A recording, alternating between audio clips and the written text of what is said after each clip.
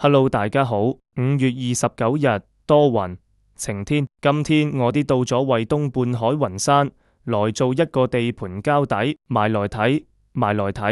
我哋先來睇睇我最優秀設計師，那可是一馬不數，何以數天下？體型自帶富態 buff， 滿設計靈感的儲存庫，指了這裏又指那裏，進了裏面又想看外面，好似未見過大別墅咁。這窗外的風景，你還別說，真 NM 好看。跟住靚仔，我啲再往樓上睇睇。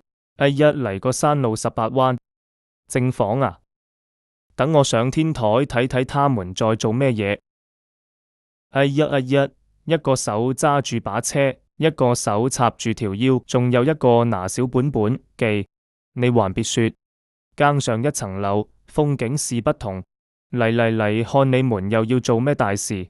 手插條腰真係好累，認真對接地盤細節，等業主放心，做好每一個環節。跑得真快啊！又去樓下了，唔好睇設計師大隻，跑起來速度就像被渦輪增壓了，風都追不上他。屁股一扭來到這頭，中間設計師大佬，人送外號靈感製造機，往那兒一站，氣場就像承重牆，超穩。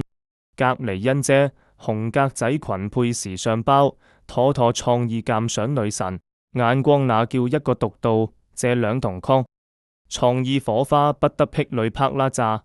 這裏怎麼對，那裏怎麼對，量一下那裏都對。我們設計師抬頭一看，愁的又是雙手叉腰，頭望天望。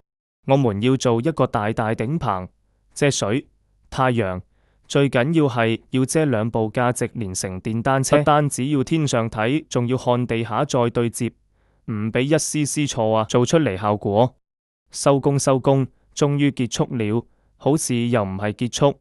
設計師多負責任，花園又再一次測量，唔會俾一絲錯誤。拿着測量器量得非常仔細，欣姐拿住小本記咗又記。家人們看大型設計師大佬收工直接開啟暴走模式，這速度妥的陸地小火箭。今次的頂棚花園測量圓滿收官，上車回巢。下期 vlog 繼續帶你們直擊創意前線，記得我哋唔好眨眼。完工後的圖